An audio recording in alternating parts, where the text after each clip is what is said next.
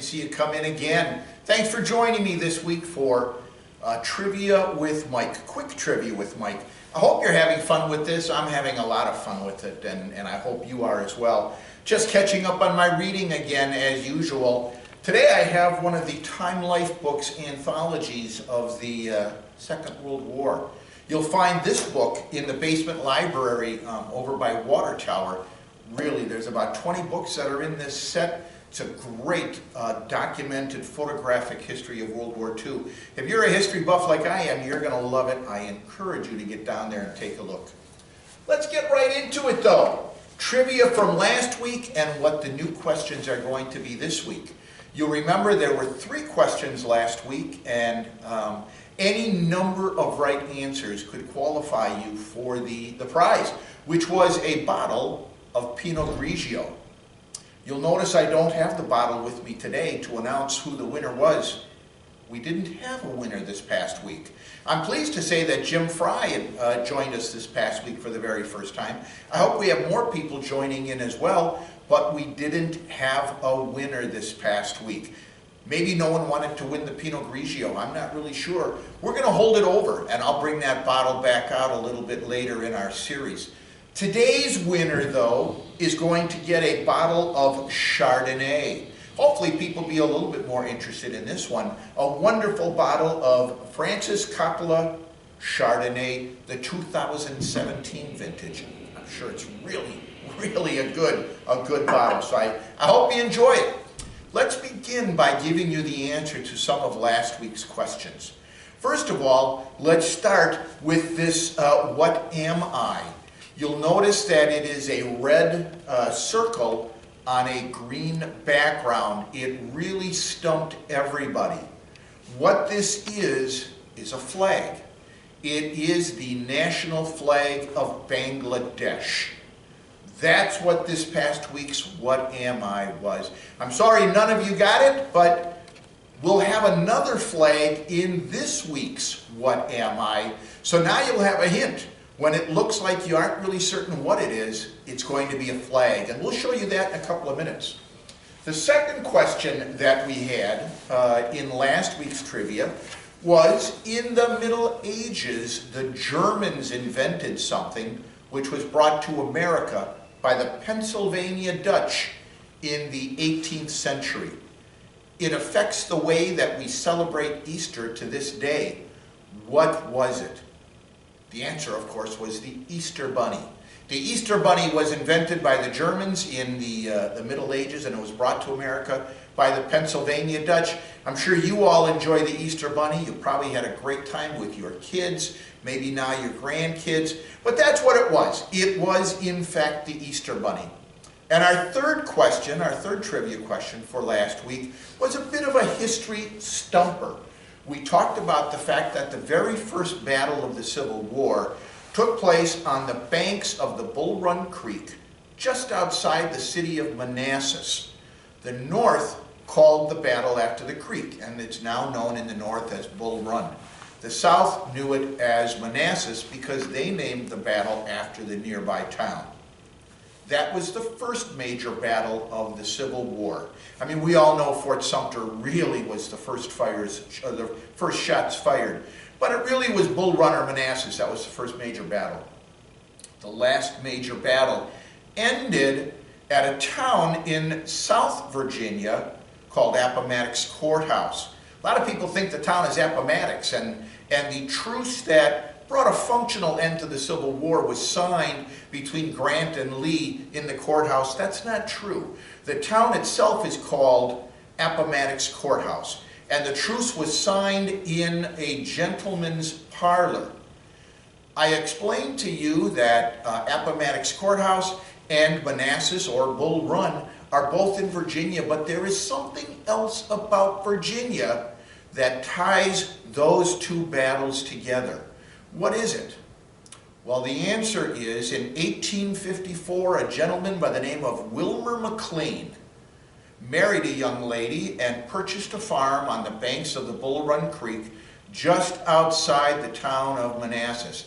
He ran a grocery store import and export business, and he stocked a lot of the neighborhood grocery stores and things like that. That first battle took place on his farm. It was actually so close to him that his cookhouse was actually destroyed in the battle. It was an especially harrowing situation for he and his wife and their family. So after the battle, it took about a year, but they finally settled their affairs, and they moved to South Virginia, and they bought a home in the town of Appomattox Courthouse. As the very last battle of the Civil War was coming to an end, General Grant's emissaries came to Mr. McLean and asked if they could use his parlor to sign the truce. Mr. McLean, of course, did so. Now, how does Appomattox and Manassas, how are they tied together with Virginia if it is not the state, as I gave you a hint? The answer is that Wilmer McLean was married to Virginia McLean. Literally, the first battle of the Civil War took place in his backyard, and the last battle took place in his front yard, and he and his wife, Virginia, were witness to all of the battles of the Civil War as a result of that. So that's your answer. Wilmer McLean was married to a young woman by the name of Virginia, and that's the tie to the first and the last battle of the Civil War and Virginia. Now, how can you win this week's bottle of Chardonnay? How are you going to be able to win that bottle? Well, again, we have 3 questions for you. You don't have to get them all right. One right could potentially be enough to win the bottle of Chardonnay. As you saw from this past week, any one of the right answers could have won you the bottle of Pinot Grigio. So don't wait till you have them all 3. The first answer in the first correct answer in is a winner. If the most answers, however, prevails. If someone gets all 3 right that no one else does, they're the automatic winner. 2 right that no one else does, you're the automatic winner. If the most questions right is tied by somebody, I will go by the date and the time that you submitted your answer. You can either put your guess in my mailbox behind the receptionist office or desk in the front. Put the date and the time down if you choose to go that way. You could also call my office, 963-8425. The phone call when it comes in will be dated and timed by my voicemail. Or you can email me at mbriever@eastcastleplace.com. I'll have the date and the time because of that as well. If I gave you the phone number and the email address too quickly, just call the front desk. And they'll be glad to give you my email address or my voicemail. Leave the message. Maybe you'll be the lucky winner.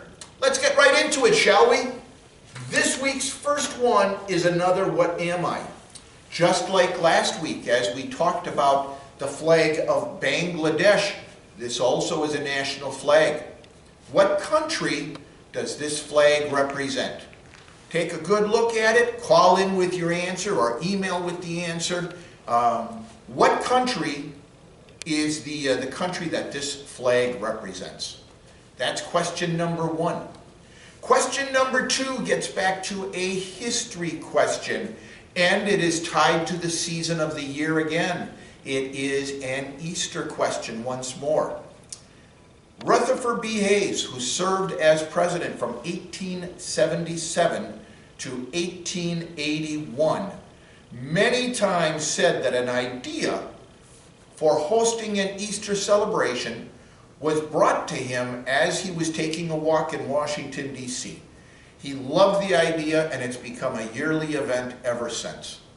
What annual tradition at the White House was started by Rutherford B. Hayes, the 19th President of the United States? Again, call in or write in with your answer or put it behind the receptionist in my mailbox for the date and time. You could be the lucky winner. Now, the third one. I truly enjoy giving out a bit of a history question. I hope you do as well. Rutherford B. Hayes, who started the tradition at the White House that we talked about in the last question, rose to prominence through a military career.